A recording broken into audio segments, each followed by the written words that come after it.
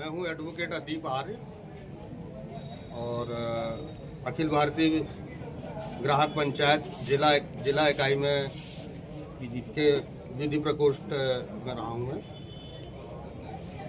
आज माननीय मुख्यमंत्री के नाम हमारे पड़ोसी जिला छिंदवाड़ा में कप सिरप के नाम से जो विक्रय किया गया और वह उसके उपयोग करने से लगभग 21 बच्चों की मृत्यु विशेष समाचार पत्रों के माध्यम से एवं स्थानीय सूचनाओं के माध्यम से प्राप्त हो रही है कि उस दवा से, खांसी की दवा से लगभग 21 बच्चों की मृत्यु हुई है और 21 बच्चों की मृत्यु होना एक बहुत ही दुखद घटना है। ऐसी स्थिति में अखिल भारतीय ग्राहक पंचायत जिला इकाई सिवनी माननीय मुख्यमंत्री से यह निवेदन करती है कि ऐसे दवा के विक्रेताओं, ऐसी दवाओं को बनाने वाली कंपनियां पर कठोर कार्रवाई की जाए। इनके ऊपर हत्या के मामला दर्ज करके इन्हें जेल भेजा जाए, इनके ऊपर कठोर से कठोर कार्रवाई की जाए। ऐसा ज्ञापन हमने जिला सिवनी में माननीय कलेक्टर महोदया के माध्यम से मुख्यमंत्री जी के नाम ज्ञापन सौंपा है। ग्राहक पंचायत के हमारे सभी सदस्यगण एकत्रित हैं और ऐसी विषम परिस्थिति में जिन बच्चों की मृत्यु हुई है उन बच्चों के माँ बाप को कंपनी के द्वारा उन आरोपियों के माध्यम से आरोपियों से उनकी संपत्ति कुर्क करके उन के परिवार के लोगों को उचित मुआवजा दिलाया जाए और उन्हें जीवन भर के लिए बैन किया जाए कि वो ऐसे काम ना करें। अगर डॉक्टर हैं तो डॉक्टर की भी वो डिग्री को निरस्त करें। दूसरा, जो दवा विक्रेता हैं उनकी दुकानों को हमेशा के लिए, उनके लाइसेंस को हमेशा के लिए कैंसिल किया जाए। ऐसा हमारा माननीय मुख्यमंत्री जी से निवेदन है। दवा भी जो है पूरी गुणवत्ता की जांच के बाद, लैब में जाने के बाद और उन दवाओं को जो है और फिर मार्केट में उतारा जाता है।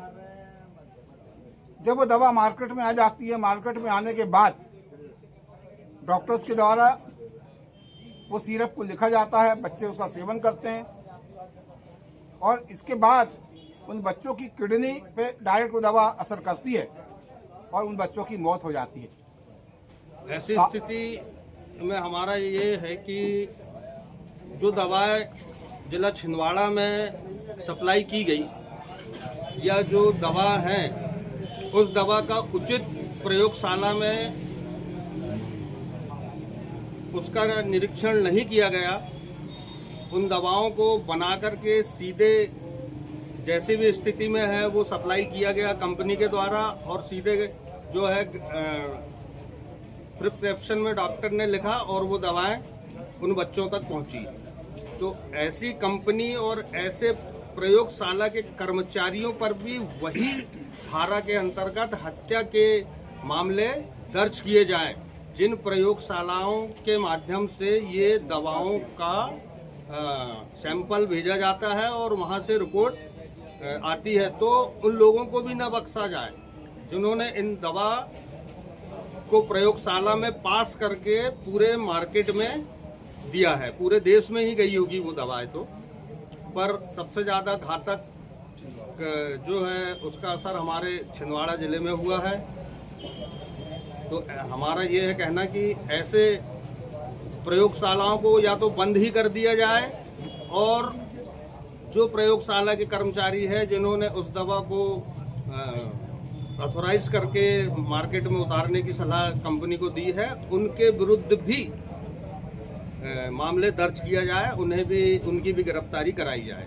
सीधे सीधे यदि बात करें इसमें बहुत बड़े एक यदि इसको खुलासा यदि होता है इस मामले में तो बहुत बड़ा भ्रष्टाचार भी इसमें उजागर हो सकता है। जी बिल्कुल, ये भ्रष्टाचार का ही एक बहुत बड़ा हमारे पूरे देश के सामने भ्रष्टाचार का ही एक उदाहरण जो है छिंदवाड़ा जिला में देखने को मिला है। यह सिर्फ और सिर्फ भ्रष्टाचार कमीशन का ही एक बहुत बड़ा उदाहरण है, जो हमारे बीच आज छिंदवाड़ा जिले के 21 बच्चे नहीं रहे। इस मामले की पूरी सूक्ष्म से जांच की जाए बिल्कुल, तो कई सारे ऐसे बड़े चेहरे बेनकाब हो सकते हैं। बिल्कुल, बहुत सारे चेहरे बेनकाब हो गए, और जो बेनकाब हो गए उन पर कोई रियायत ना बरती जाए, चाहे वो कितना ही बड़ा पदासीन अधिकारी हो, नेता हो, किसी बहुत बड़ी फैक्ट्री के मालिक हो, किसी पर भी ऐसे लोगों पर किसी प्रकार की कोई दया भावना ना की जाए। यदि इस मामले में कार्रवाई नहीं की गई तब ऐसी परिस्थिति में आप क्या करेंगे? ऐसी परिस्थिति में हम आंदोलन करेंगे और उग्र आंदोलन करेंगे। हमारी सरकार के विरुद्ध हम जाएंगे। अगर सरकार के द्वारा उचित कदम नहीं उठाया जाता है, जो मुख्य अधिकारी हैं इन लोगों के द्वारा अगर इन बच्चों को न्याय नहीं दिया जाता है, मृतक बच्चों के परिवारों को उचित मुआवजा नहीं दिया जाता है, तो हम सिवनी जिलावासी और अखिल भारतीय ग्राहक पंचायत इकाई के लोग उग्र आंदोलन भी करेंगे, भूख हड़ताल भी करेंगे, और हर संभव उन 21 बच्चों के परिजनों को न्याय दिलाने की पूरी कोशिश करेंगे। कई सारी ऐसी दवाएं हैं जो हमारे मार्केट में बिक रही हैं धड़ल्ले से, और साथ ही ऐसी बहुत सारी मेडिकल स्टोर्स हैं जो किराए पर चल रही हैं। जी, तो इस बारे में क्या कहेंगे आप? इस बारे में मैं ये कहूँगा कि लोकल स्तर, लोकल जिला, स्थानीय जिला के पद अधिकारी, वहाँ के कलेक्टर, एसपी इस चीज़ पर विशेष ध्यान दें, क्योंकि वो दवा जो है वो कई ऐसी दवाएं हैं जो दवा न रह के जहर बन गई है।